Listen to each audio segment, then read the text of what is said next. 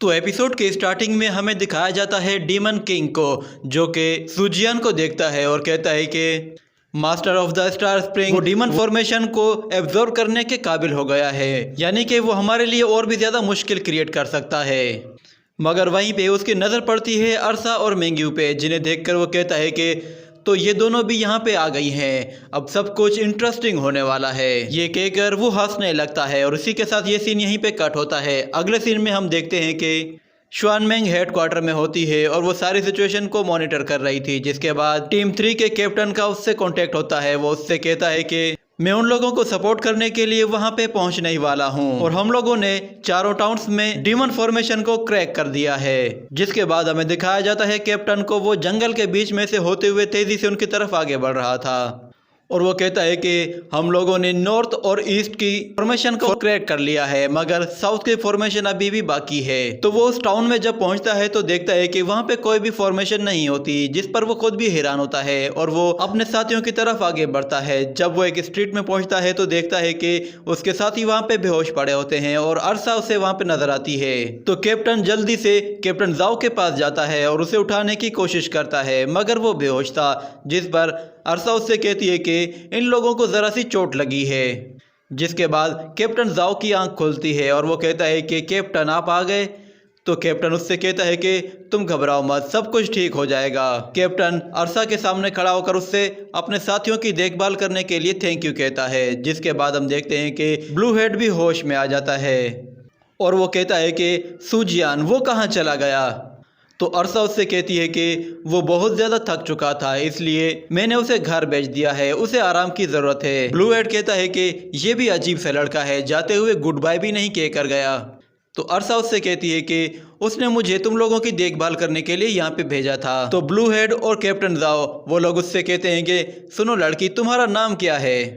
तो अरसा खड़ी हो जाती है, जिसके बाद उन पे उसकी खूबसूरती का जादू चलने लगता है और वो तीनों उसकी खूबसूरती में ही गुम हो जाते हैं। जिसके बाद अरसा भी उन्हें अपनी खूबसूरती के जलवे दिखाती है, जिस पर वो तीनों ही गुम हो जाते हैं। और वो लोग जब उस जादू से बाहर निकलते हैं तो अरसा उनसे कहती है कि मैं उसकी गर्लफ्रेंड हूँ। ये सुनकर उनके पैरों से ज़मीन ही निकल जाती है और वो कहते हैं कि ये नहीं हो सकता और तीनों आपस में मिलके कहने लगते हैं कि आखिर ये कैसे हो सकता है, सुजियान के पास इतनी खूबसूरत गर्लफ्रेंड। तो अरसा कहती है कि क्या हुआ, क्या तुम्हें कुछ अजीब लग रहा है। तो वो तीनों कहते हैं कि नहीं नहीं सब कुछ ठीक है। तो अरसा कहती है अब तुम्हारे दोस्त आ चुके हैं तो फिर मैं यहाँ से जाती हूँ। तो कैप्टन कहता है कि सब्र करो, मैं तुम्हारे लिए गाड़ी अरेंज कर देता हूँ। वो वहाँ पे फौरन से गाड़ी मंगवाता है, जिस पर बैठ के अरसा वहाँ से चली जाती है।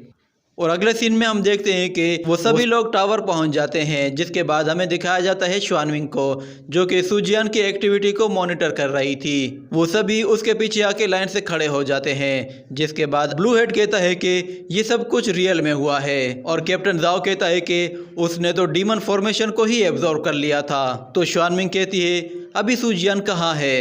तो कैप्टन जाओ कहता है कि इस सब के बाद वो बहुत ज़्यादा वीक हो चुका था, इसलिए मैंने उसे 1 मंथ की छुट्टी दे दी है। जिसके बाद टीम 3 का कैप्टन कहता है कि मेरे पास एक सजेशन है, क्यों ना आप सुजियान को टीम 3 में ट्रांसफ़र कर दें। ये सुनते ही ब्लू हेड कहता है कि तुम सिर्फ सपने देखो। ये कहकर वो दोनों ही एक दूसरे को घूर घूर के देखने लगते हैं। जिसके बाद श्वानमिंग कहती है कि ठीक है, ये इंसिडेंट टॉप 5 लेवल का सीक्रेट होगा और सुजियान के बारे में किसी को भी कुछ पता नहीं चलना चाहिए। और जहाँ तक बात है उसकी टीम की, तो वो अपनी ही टीम में रहेगा। ये सुनकर ब्लू हेड और साइबोर्ग खुश हो जाते हैं और टीम 3 को चिढ़ाने लगते हैं, जिस पर उन्हें गुस्सा भी आता है, मगर वो वहाँ से चले जाते हैं। जिसके बाद साइबोर्ग वो श्वानमिंग की तरफ आगे बढ़ता है, जिस पर श्वानमिंग कहती है कि क्या तुम्हें और भी कोई काम है। तो वो उससे कहता है कि नहीं नहीं, मैं तो बस ये कहने आया था कि क्यों ना हम लोग एक साथ बैठ के कहीं बातें करें। ये सुनने के बाद श्वानमिंग पलट कर देखती है तो साइबोर्ग के दिल में लड्डू फूटने लगते हैं और वो उसके ख्यालों में ही खो जाता है। जिसके बाद ब्लू हेड कबाब में हड्डी बनता है और उससे कहता है कि तुम सपने देखना बंद करो। मिस श्वानमिंग बहुत ही ज़्यादा बिजी हैं, उनके पास ज़रा भी टाइम नहीं है, क्योंकि वो पूरी रात जाग रही थी, तो इसलिए अब उन्हें आराम की ज़रूरत है। ये सुनकर साइबोर्ग को गुस्सा आता है और वो कहता है कि तुम्हें क्या लगता है कि मिस श्वानमिंग तुम्हारी तरह है। तो ब्लू हेड कहता है कि तुम क्या जानो कि सारी रात जागने के बाद स्किन किस तरह डैमेज होने लगती है। तो उन दोनों को लड़ता देखकर मिस श्वानविंग को गुस्सा आता है और वो वहाँ से चली जाती है, जिस पर साइबोर्ग उदास हो जाता है और कहता है कि देखो, तुम्हारी वजह से वो गुस्से में वहाँ से चली गई।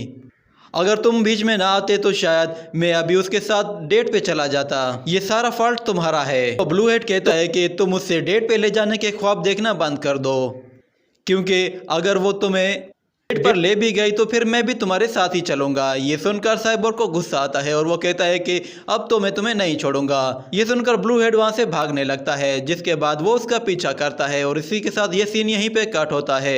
अगले सीन में हम देखते हैं कि सुजियान बेहोशी की हालत में बेड पे लेटा हुआ होता है और अरसा और मिंग्यू वो दोनों ही उसे अपनी एनर्जी से हील कर रही होती हैं। जिसके बाद वो लोग कहती हैं कि इसे यूं ही सोए हुए 3 दिन हो गए हैं, अब टाइम आ चुका है कि इसे जगाया जाए।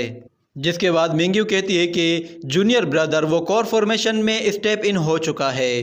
तो अरसा कहती है अब हमें क्या करना चाहिए। तो मिंग्यू कहती है कि सबसे पहले तो हमें इसे खुद को रिकवर करने देना चाहिए, जिसके बाद हम इसकी प्रैक्टिस में हेल्प करेंगे ताकि ये अपनी पावर्स को इंक्रीज कर सके। तो अरसा कहती है कि हमारे पास उसकी ट्रेनिंग के कोई भी रिसोर्सेज नहीं हैं। तो मिंग्यू कहती है फिलहाल इस चीज के लिए तुम बेफिक्र हो जाओ। आज के इंसिडेंट के बाद यान स्टेट आर्मी इसकी ट्रेनिंग के लिए इसके रिसोर्सेज खुद ही जमा कर लेगी। हम लोगों को बस सुजियान को प्रोटेक्ट करना है ताकि वो बिल्कुल सेफ एंड साउंड रहे। इसी के साथ ये एपिसोड यहीं पे खत्म हो जाता है।